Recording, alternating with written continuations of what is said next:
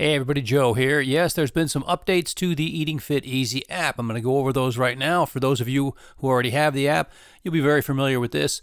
If you haven't seen it before, it'll give you a chance to see how simple and how useful the app is and how powerful it is. So let's get right into it. So we'll start on the profile page. First thing, click the camera. Pick an icon for yourself. There you go. And now fill in all the rest of the fields. I'll put my name here. I've already filled in everything else. So I'm Joe. How y'all doing? So all this data will give the app the information it needs to calculate how much food you need to eat for the day. Next, you can choose your activity level. And this is a very powerful part of the app. You can choose what you think you're at. Say you think you're at about moderate. You think, well, I work out about 3 to 5 days a week, so I'm very active. But let's say you do that and you're not losing weight. Then go ahead and lower that and put it down to, say, for instance, light or even sedentary. And it'll give you a little less food each day so that you will then begin to lose weight. Now you choose your goal, whether lose, maintain, or gain weight. Lose is going to take off 500 per day. Gain is going to add 5 a day, so you'll gain or lose a pound a week. Maintain will maintain. Then your diet types are balanced. So this is just for maintaining and achieving a lean body with energy and satiation. And keto is obviously the 25-75 split, classic ketogenic split if you want to go into ketosis. And the final type is high protein, which is going to raise the protein to 40%. So if you're building or maintaining muscle or doing high level endurance activities and burning muscle. So we save this, and our profile is now saved. You can also back your data up later if you get a new phone or reset your phone. So let's tap on the home page and see what the calculator has decided for us. So tap the home icon, and there is the protein, carbs, and fat that it prescribes for me for the day. You can go tap on the calendar icon on the very bottom there, and you'll see also your calories, and then it'll show every food you ate, and it'll also give you a place to put your daily notes. And as you can see at the top, the calendar is perpetual, so you can go back in time and see what you've eaten or forward and do meal planning. We'll look at that in a second. So here's your food library. That's the next icon over. And these will be the foods that are loaded, and you'll put your own in by using the Add Food to Library button on the home page there. Add food, new food to library, tap that, and you'll go into the Advanced Camera AI, which comes with the app, and you can take pictures of foods, and you won't have to do typing, and it'll enter them for you. So let's take a look at that. So we'll tap on Scan Food with AI, and the camera will open up, and we'll point it at an unknown object here, like this thing here, whatever it is.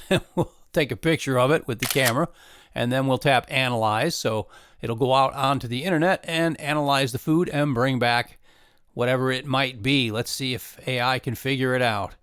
And success, it has figured it out, and yes, it is a red apple. So now you don't have to put in any of the data, just hit Save Food, and it'll go right into your, I'm just going to change the name on it here, so I'll say apple red instead of red apple, because I wouldn't look that up. You'll see why in a second. When you go into your library, there is a search bar, which you're going to need when you have a lot of foods in there. So I'll just say apple, red, medium, and then just done through everything else, because I'm not going to change anything, and one apple, and we'll hit done again, and it'll save it to our, then we'll hit Save Food, and it'll save it to our library. So it successfully saved that to the library. Then we'll get a little bit more fancy. I'll show you how powerful the app is. Go back into Create a New Food, and this time we'll hit the camera and we'll look at a whole plate of food. So say you're out and about, you're dining out, and you want to add something to your library, but you don't know what it is. This thing will go out onto the internet, and it will actually figure out this whole plate of food for us. Let's see what we got. Success. So we've got beef with roasted peppers and a dinner roll. There you go. So very accurate. It'll at least help. Even if it's not perfect, it's better than not logging it. So go ahead and save that. And then, of course, you're going to have things that you make at home, recipes, whatever it might be, and you're going to want to add those manually because you're going to figure out what the protein, carbs, and fat are on it. And I'll do a video on how to figure all that out. Anyways, we'll put in something like a shake that's homemade. I do that.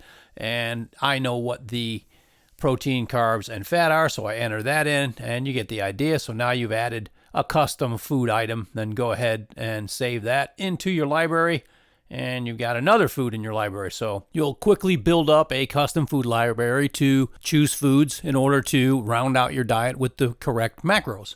And like I mentioned earlier, you're going to wind up with a lot of stuff inside your library, so you're going to want to use the search bar at the top to find something. You're going to be digging through there forever, so just use the search bar and type in whatever food you're looking for, and you'll find it very quickly. And here's a new feature. You can adjust how many servings each time you add a food. So press the plus, and you can decide how many you're going to have of some. So let's say I'm going to have 5 of these roll-ups, or I'm only going to have a half of a roll-up. So you can fine-tune it to exactly how much you're going to eat.